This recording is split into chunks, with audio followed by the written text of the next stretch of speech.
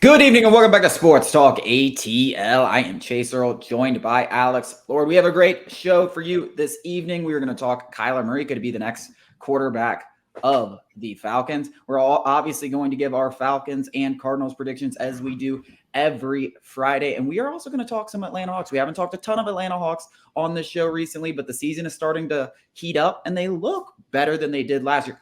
But we're going to start off this show with Lane Kiffin, a released video.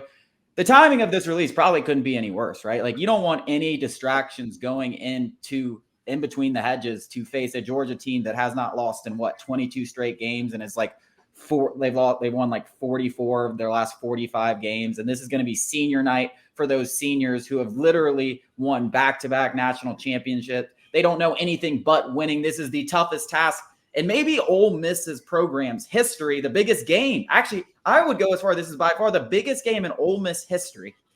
And then you have this come out where Lane Kiffin says to a player, I don't know the name of the player because I don't have it pulled up, but this essentially, he kicked a player off his team that had not shown up in the last several weeks, took a quote unquote mental health break. And Lane Kiffin showed no remorse. It was a very like, hey, you're off the team, man. I told you to come meet with me. You didn't come do it. You have a duty to do it. I don't care about the mental health thing. And not a great look for Lane Kiffin.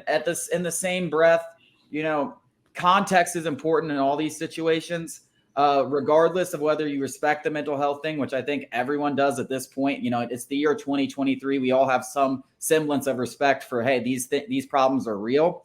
But whether you're dealing with stuff or not, whether it's a job, whether it's you're on a college football team, whatever it is, if your boss, which essentially what Lane Kiffin is, says, hey, you got to come meet with me, talk this through. Communication is key in every scenario. And, he does have the right literally to kick him off the team. And also, we don't know the full context of the story. How much of this is really about mental health? There could have been other problems from other things. This doesn't, you get this bubble of a 40-second conversation that should have never been made public. We don't know what kind of problems this kid and Lane Kiffin have had in the past. This does not seem like something that was just like, oh, you just left the team for 2 weeks. We've never had a problem with you before. You're out, right? Like there had to be issues leading up to this, and I guarantee you that was the case. And that's why context is important in these situations. Yeah, so the kid's name is DeSanto Rollins. Excuse me if I am mispronouncing that. Basically, he's suing Kiffin and Ole Miss for like $40 million because the claims are that Kiffin ignored signs that the defensive tackle was suffering from depression, and the coach treated Rollins in a way that was grossly reckless and indifferent. Basically, they're saying that Rollins notified Kiffin that he would be taking a mental health break around February 27th. And so this is months. This didn't just happen this week. I want people to realize that some people, who might not be in the college football world, who care about this game on a minute level like we do, like an Adams level. We are so involved in this. This is our favorite sport by far. That this didn't just happen this week. And it was released, I think, on purpose, whether it was from DeSanto's side or, somebody who was just a third party that wants it to be, who's maybe against Ole Miss. I'm not making any claims, but this is a very peculiar timing of the release of this video. And what I want to say is I want to echo very, very similar things that you said, in the fact that nobody should diminish mental health, mental well-being. I think that you nailed it, nailed the head right on the hammer. That basically, in today, 2023, those are acknowledgeable struggles. People deal with it. Back in 20 years ago, if you said that, you'd be laughed off the football field. But today you have, first of all, teams nowadays have psychologists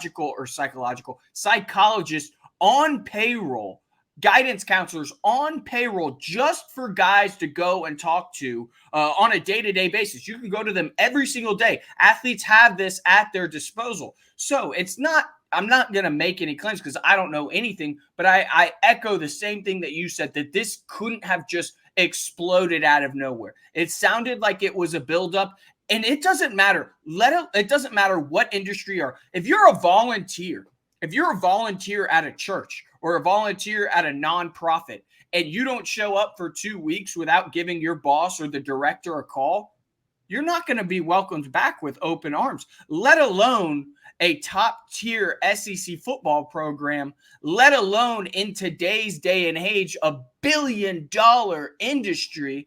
In fact, I think that Lane Kiffin kept it generally milder. If you're talking a billion-dollar industry with, this season is very big for Ole Miss, it's kind of put up or shut up time for Lane Kiffin. If we were in a different industry, let's say the finance world, they would have had your butt.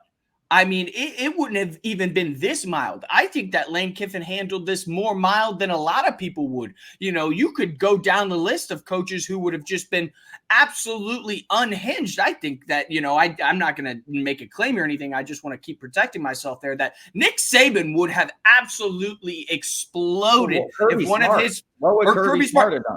Would have exploded if he didn't hear from one of his players for 2 weeks. That's what I want to make clear, is it was 2 weeks of no contact, and then that he just showed up to the office and basically said and claimed that, I needed a break, I needed the mental well-being. And all of this could have been avoided with one simple thing: communication. And I think that it's disastrous for the mental health community and advocates of all kind for somebody to use mental health to hide behind whatever, maybe you're lazy, maybe you just don't have that desire. I'm not claiming this is the case, but it has that effect where people are just hiding behind mental health because they don't want to get up and do something. So I think that's more likely than Lane Kiffin is the bad guy. But sure enough, there will be somebody who has no business talking about college football, who is just, looking for a story, looking for, this cycle's story.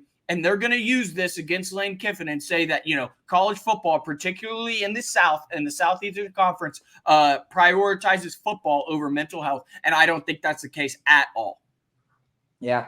I mean, there could be positives that come out of it too. I mean, I know you said like every team has people that deal with these kind of things, but I'm sure if this does get blown out of proportion, they'll just add more to it. There's so much money in the sport. Which is never a bad thing. Yeah, it's never a bad thing. So I'm sure there's some good things. The other thing that I just want to briefly touch on is, why is this recorded? Why are you recording this conversation? Like you're recording it for one reason, to use it in some sort of lawsuit or something like that. For only negative reasons, which isn't something you're typically thinking about when you're going through some truly mental health things. So we'll see what happens. We'll see what more details. I don't want to go too much into it more when we don't have the full details, because it is a touchy subject. But coming up after the break, the Atlanta Hawks are 5-3, winners of 5 of their last 6. Is this team legit?